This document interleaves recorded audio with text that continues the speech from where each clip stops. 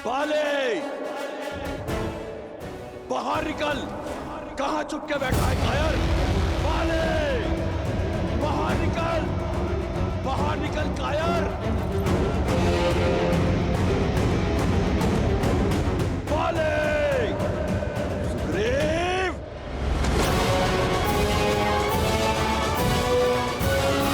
रुक जाइए स्वामी।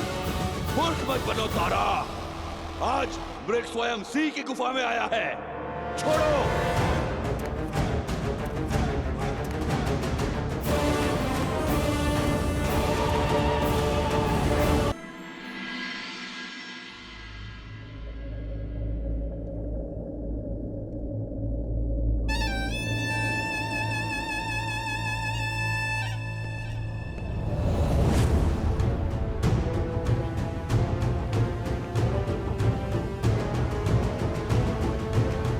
पिताश्री, आपसे आज्ञा चाहिए। स्पष्ट रूप से आपसे एक बात करने के लिए। प्रश्न ये है कि जो मेरे समक्ष खड़े होकर मुझसे बात करना चाहता है, क्या वो मेरा पुत्र है या लंका का युवराज? युवराज नहीं पिताश्री, आज यहां एक पुत्र अपने पिता से अपने मन की बात करने के लिए आया है। तो निर्भय होकर कहो। अब जब से सीता को लंका लेकर आए, माता अति चिंतित रहती है। पर स्त्री को लेकर आपके भीतर बढ़ रही इच्छाएं, आपका अपने ज्ञान के गर्भगृह को स्वयं जलाकर भस्म कर देना, इससे माता का भय और बढ़ रहा है। क्या कहा तुम्हारी माता ने? कि आग जब दीपक की बाती को पकड़ लेती है तो बाती से पूर्व वो उसके भीतर के तेल को जलाती है और फिर बाती भस्म हो जाती है। लंका का वैभव भस्म हो रहा है पिताश्री, और उसका प्रारंभ हमारे अपने ज्ञान के भंडार से हुआ है। तो अब रावण के आचरण से लंका के युवराज को समस्या होने लगी है। नहीं पिताश्री, मैं केवल एक सरल समाधान लेकर आया हूं।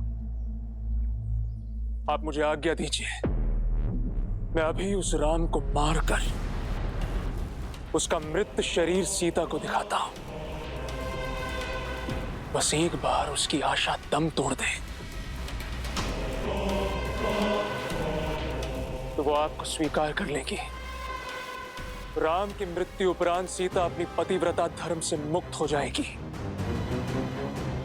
तब वो आपसे विवाह अवश्य करेगी, और आपसे विवाह होने के पश्चात सीता का हमारे परिवार का भिन्न अंग बन जाने के पश्चात आपकी प्रतीक्षा के साथ साथ माता की चिंताएं भी सदा सदा के लिए समाप्त हो जाएंगी। जब विधाता ने स्त्री बनाई तो उसे 5 नहीं 6 तत्वों से बनाया। वो छठा तत्व है चिंता। जब मैंने तुम्हारी मां को शादी का प्रस्ताव दिया तो वो चिंतित हुई। जब मैंने शनि को बंदी बनाया तो वो चिंतित हुई। जब मैं सीता के स्वयंवर में गया वो चिंतित हुई। जब मैंने विद्युत जीवा को मारने का निश्चय किया वो चिंतित हुई। और आज जब मैं सीता को हर कर लाया हूं वो चिंतित हुई। स्त्रियां क्षण भर में दिल का ताड़ बना देती हैं। क्या तुम्हें क्षण भर के लिए भी लगता है कि मैं उस वनवासी से भयभीत हूं? जब मेरे पास कुछ भी नहीं था मैं तब भी भयभीत नहीं था। यदि मैं चाहता तो उस राम का वध उस वन में एक क्षण में कर देता, परंतु जो योजना मैंने बनाई है उसके अनुसार राम का जीवन मृत्यु से कई दुखदाई होगा। दीपक स्त्रियां जलाती हैं और हम जैसे योद्धा अपने शत्रुओं की चिताएं जलाते हैं। युवराज हूं मैं लंका का, और इस सत्य से भली भांति अवगत हूं कि लंका को स्त्रियों की चिंताओं ने नहीं, अभी तो हम पुरुषों के प्रबल भुजाओं और शौर्य ने बनाया है।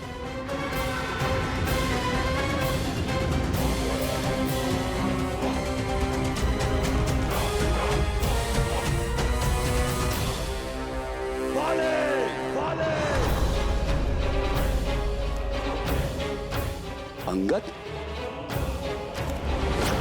रुकिए प्रभु, ये कुमार अंगद हैं, बाली के पुत्र। महाराज सुग्रीव भी इन्हें अपने पुत्र की तरह मानते हैं। चाचा श्री, प्रणाम चाचा श्री। यशस्वी भव। आप जानते हैं पिताश्री आपके प्राणों के प्यासे हैं। क्यों आए आप यहाँ? लौट जाइए चाचा श्री। लौट कर ही तो आया हूं।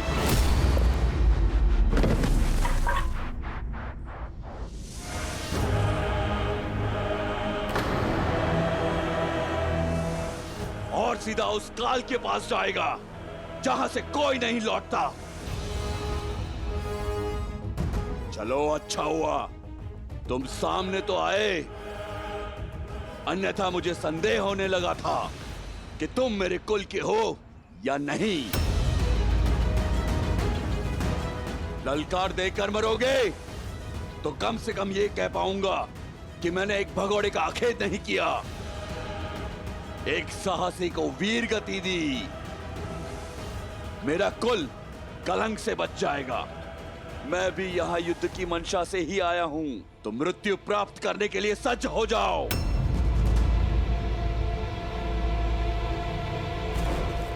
भागता कहां है कायर? आज तेरा अंत निश्चित है।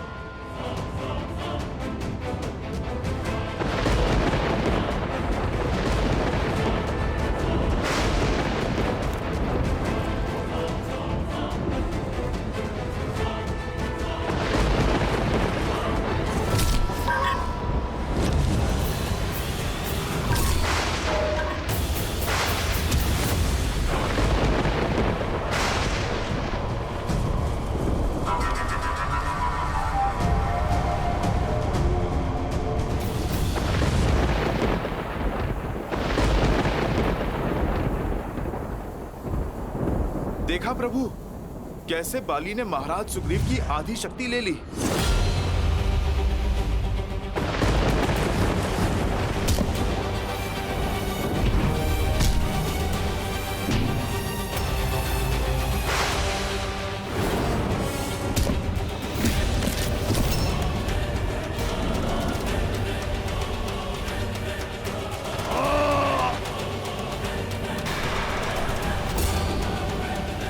बस इतना ही, और बल लगाओ चित्कार में कायर, और चीखो।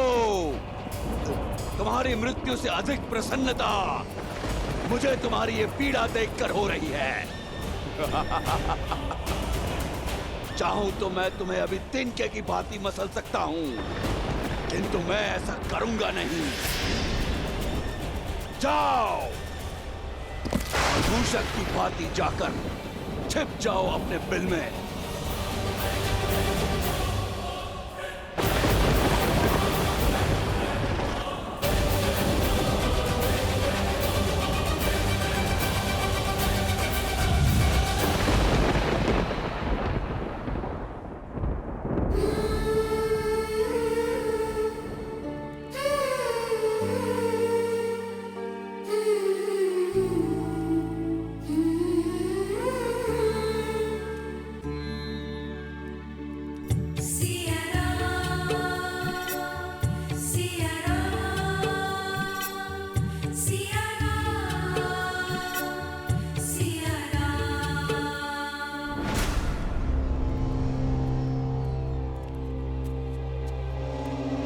खा लो, मरना तो है ही, भूखी रहकर क्यों? जब तक दशानन प्रसन्न है खा लो, और यदि दशानन रुष्ट हो गए तो ना भोजन मिलेगा और ना जल, और ना ही जिसके नाम की तुम रट लगा के बैठी हो वो राम कभी आएगा। लंका वैश्य सोने की बनी है, पर मकड़ी के पाश की भांति है। रहस्यों का पिटारा है ये लंका। जन्म यहाँ लिया, जीवन यहाँ बिताया, और हमें भी नहीं पता कि ये लंका कितनी बड़ी है और इसमें कितना रहस्य छुपा है। यदि तुम्हारा राम तैरते डूबते यहाँ तक आ भी गया, तब भी तुम्हें खोज नहीं पाएगा वो। दशों लोकों के स्वामी लंकापति महाराज दशानन पधार रहे हैं।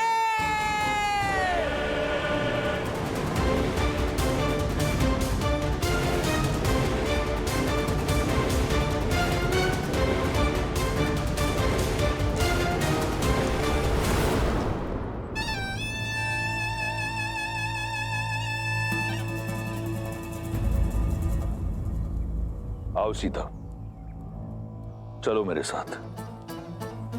ये मेरा सबसे प्रिय अनुज, मेरा सबसे घनिष्ठ मित्र, मेरे पुत्र समान और मेरा सबसे विश्वासप्रद मंत्री विभीषण है। ये एक वनवासिनी का हरण करने वाले राक्षस का आदेश नहीं, लंकेश दशानन रावण का अयोध्या की महारानी से विनम्र निवेदन है। इसलिए राजधर्म और नीतियों का पालन करते हुए मैं अपने मंत्री को अपने साथ लाया हूं। मिथिला नरेश की मैथिली हो तुम, अयोध्या की रानी हो तुम। एक राजा का निमंत्रण अस्वीकार करना अयोध्या की नीति नहीं। क्या अयोध्या की रानी अपने राजधर्म से विमुख हो जाएगी? नहीं। आओ मेरे साथ।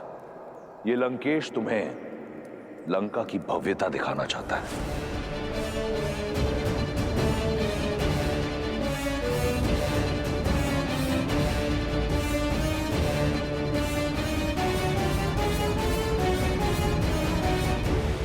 चलो।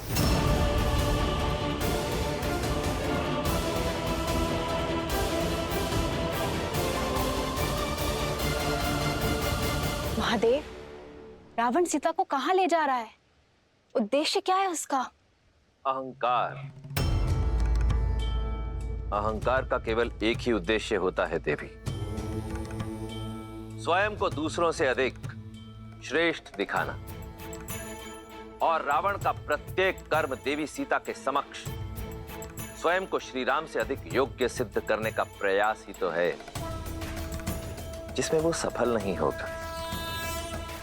क्योंकि मन में मैल लेकर अनुचित कर्म करने का कितना भी प्रयास किया जाए, उसका फल कभी उचित नहीं होता। रही बात देवी सीता की, तो मिथिला से मिले संस्कार और अयोध्या की गरिमा को अपने आंचल में लपेटे प्रभु श्री राम से मिले प्रेम के बल के सहारे देवी सीता हर बाधा को पार कर जाएंगी। एक बात समझ नहीं आई महादेव, जिस राम नाम के सहारे सीता अयोध्या के राजधर्म का मान रखने के लिए रावण जैसे महापापी के साथ जा रही हैं, वही मर्यादा के पर्याय श्री राम ने अपना मित्र धर्म क्यों नहीं निभाया? बाली को मारने का वचन पूर्ण क्यों नहीं किया? मूक दर्शक बन सुग्रीव की व्यथा देखते रहे। क्यों महादेव, क्यों? देवी अत्यंत व्यथित प्रतीत होती हैं। मर्यादा पुरुषोत्तम है श्री राम, और मर्यादा पुरुषोत्तम की मर्यादा पर कभी संदेह नहीं करते देवी। श्री राम जो भी करते हैं उसके पीछे सदैव एक बड़ा उद्देश्य छिपा होता है। सुग्रीव की सहायता क्यों नहीं की, इसका उत्तर भी शीघ्र मिल जाएगा।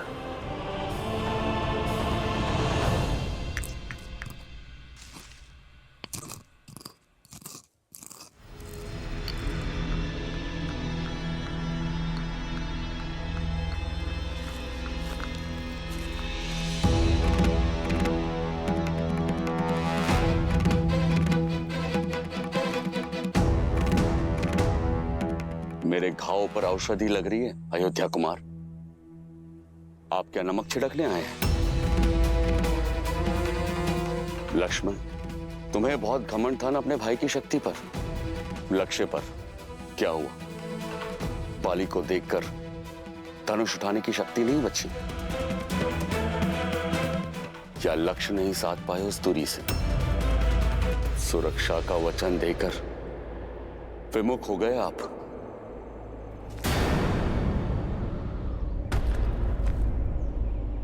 पर आपका भी क्या दोष? बाली के बल से बड़े बड़े योद्धा भी भयभीत हो जाते हैं।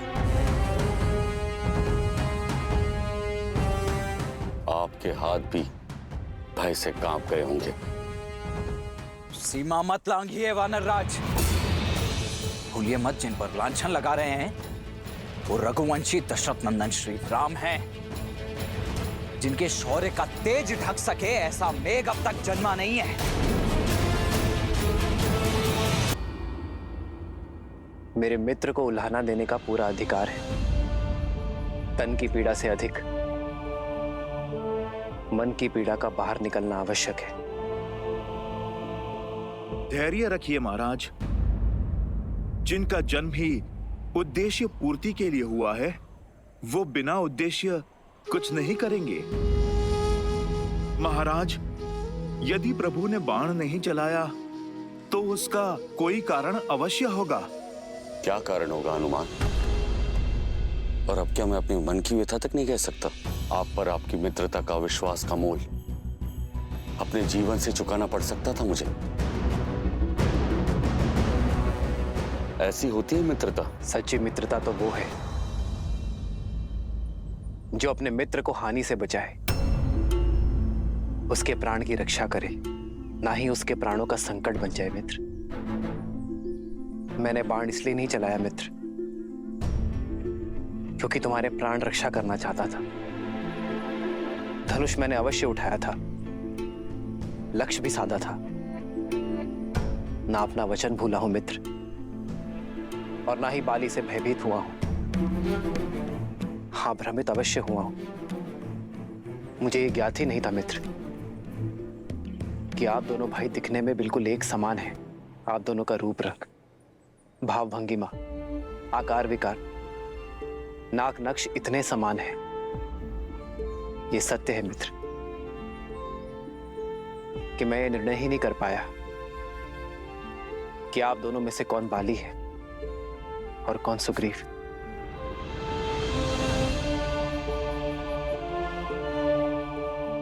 भय था मुझे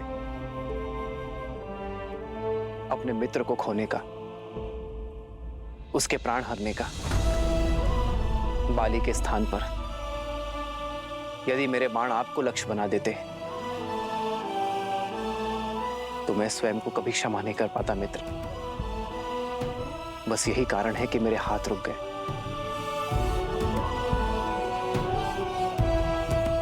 आपके दुख का आभास है मुझे मित्र। मेरे कारण आपके तन और मन को जो पीड़ा सहनी पड़ी है, उसके लिए मैं क्षमा प्रार्थी हूं मित्र।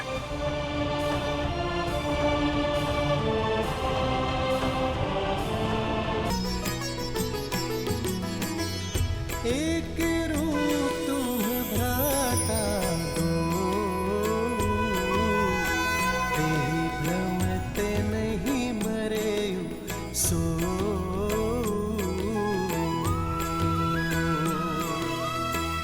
कर पर सुग्रीव शरीरा, तनु भाकुलिस गई सब पीरा।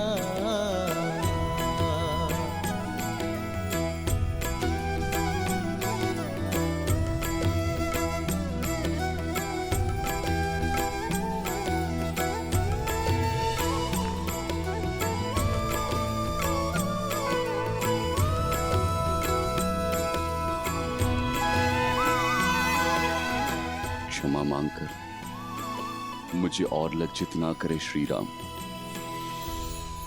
क्षमा तो मैं चाहता हूं अपने अज्ञान के लिए। ये आपका भाव नहीं समझ पाया। मन की पीड़ा आपके शब्दों ने हर ली और तन की पीड़ा तो आपके स्पर्श मात्र से ही समाप्त हो गई। मेरे सारे संशय दूर हो गए, हृदय के सारे द्वंद्व मिट गए। नई चेतना जगाई है आपने। धन्य है श्री राम, धन्य है।